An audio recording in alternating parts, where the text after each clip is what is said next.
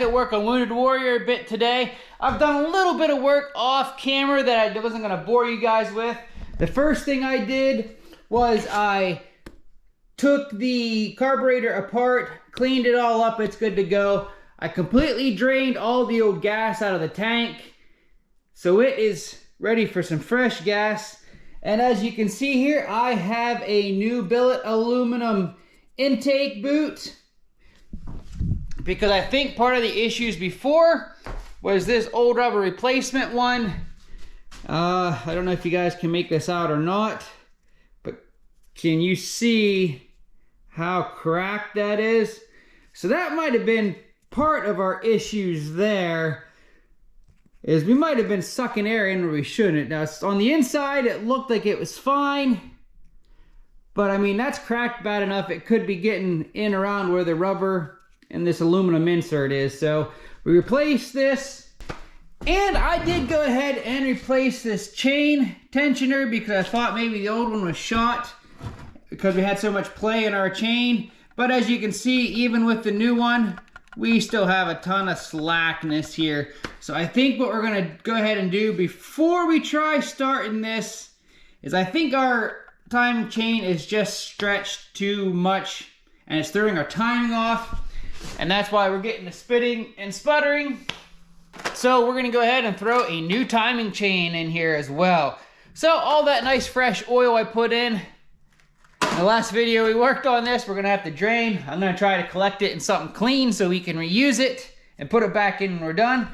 But we'll have to pull the stator cover off, pull our flywheel off, and that should get us in there good enough to get our timing chain off.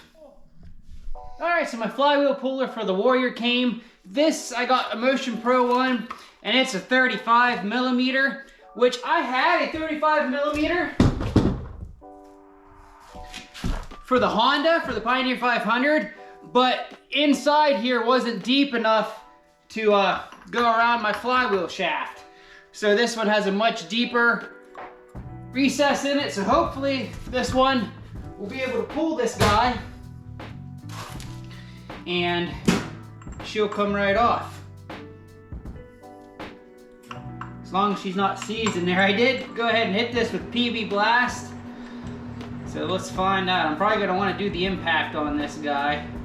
Right, now hopefully we don't break anything, and hopefully it pulls right off.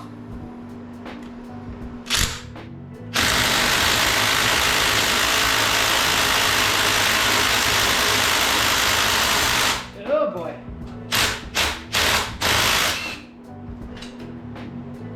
That's got me a little scared. Oh boy, that is in there tight. Ouch, ouch, ah, it smashed fingers. Ooh, boy. But she came free, it was totally worth it. Woo, sweet. All right, so here we can see, oop, I don't want to lose my gasket. I wonder if I can slowly peel that out. Nah, I'm just gonna leave her. So here's our timing chain,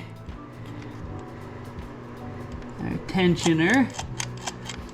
So all I should have to do is unbolt my cam gear and slip my chain down out, feed the new one in, and bolt everything back up. I don't want to lose my Woodruff key. Here's my bearing. It still looks in pretty good shape yet. So that's in good shape. So I'm gonna go ahead and get the new timing chain in there, and then we should be ready to put some new gas in this puppy and see if she'll fire up. Well guys, I discovered another little bit of a snag here with our starter clutch.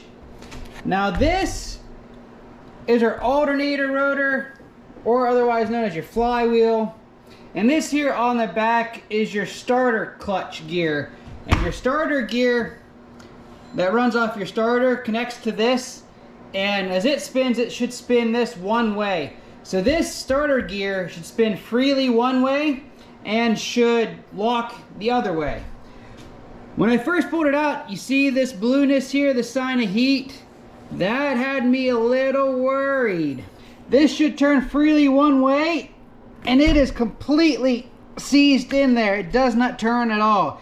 I tried to remove these bolts. These will not budge. So this thing, I think, seized in there. I don't know if the internal one-way bearing is shot and seized this up in here, but it's completely overheated and like welded everything together. So I am going to have to buy a new starter clutch assembly and possibly a whole new flywheel and everything if I can't get this apart. I'm going to try to get it apart, but I don't know. I had the impact on here going and it didn't, these bolts didn't even budge. I'm going to work at it a little bit more and see if I can get it. But it looks like we might be replacing this whole assembly. Alright, good news! I got her free. We are now spinning this one way and she catches the other way. I actually got it separated. Our one-way bearing actually looks to be in good shape, so I don't think I have to replace all this like I thought I was. I think what's going on is I was missing a washer here and one for the starter gear, and I think that was causing things to catch up and catch and grab when they shouldn't, which caused the heat. So I'm not going to replace this at time being. We're going to run it. But here's what I want to show you. Here's the timing chain that was on it. Here's the new one. And I have these lined up pretty much end to end. And look how much longer the old one is than the new one. So this is either the wrong timing chain or it is just simply stretched that much. But we're going to throw this new one on here. And I think that's going to get our timing back where it should be and have us up and running. So I gotta wait for the two washers I ordered for the starter gear and the starter clutch assembly to get here before I put everything back together, but we'll go ahead and throw the timing chain in. Well, the washers came in. I got everything back together, got my new timing chain installed, and check this out, guys. We are almost on our top dead center mark. Hold on, let me give her a tweak. There, we're right on-ish top dead center mark. And our cam mark now lines up perfectly with our mark here. So that was probably definitely having something to do with this guy not running too well. So, the only thing I have left to do now is to add some oil back in her, throw the gas tank back on, throw some fresh fuel in her, and we will hopefully have ignition. Alright, she's got oil, she's got fresh gas in her, so we've got the spark plug, and I guess the only thing we have left to do is see if she'll start. Fingers crossed, guys.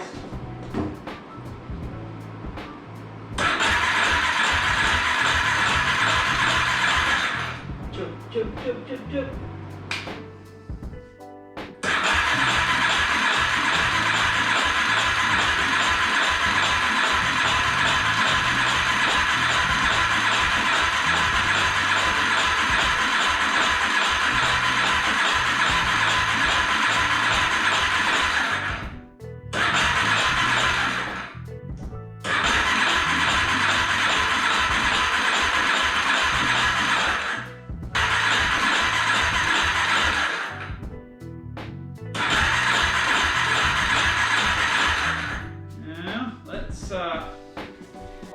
Pour spark plug, make sure we're getting spark. I know we got fuel because I replaced the fuel line with the clear one so I could see it. So we're at least getting fuel to the carburetor.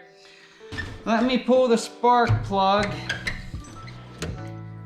and check for spark.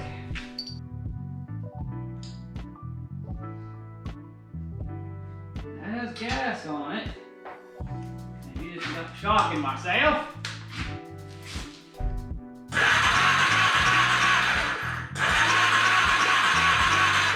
We got no spark. Why don't we have spark? Okay. So So now we have no spark for some reason.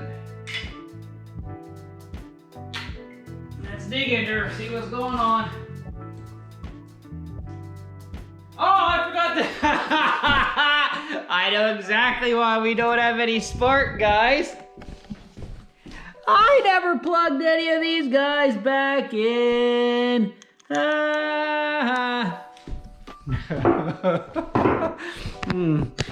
Boy, that's ever a dope moment if I ever saw one. All right, let me plug those back in real quick and we'll see if we can spark now. All right, now let's see before I throw this back in there if we have spark. Which I'm pretty much 100% guaranteed we're gonna have spark now. Oh, good spark, good spark. Alrighty. Alright. Key on. Here we go. Drying.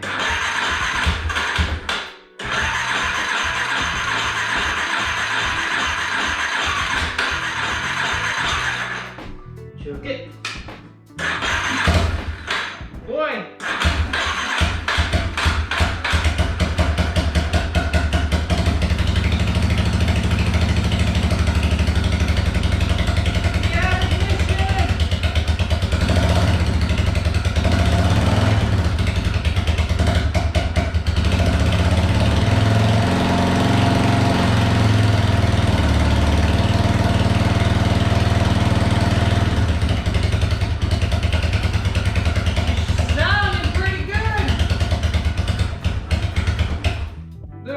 Yet, and I need to vent.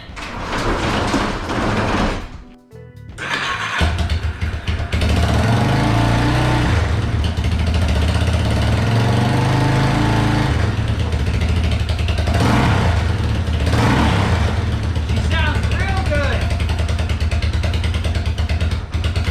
All right, guys. Excellent.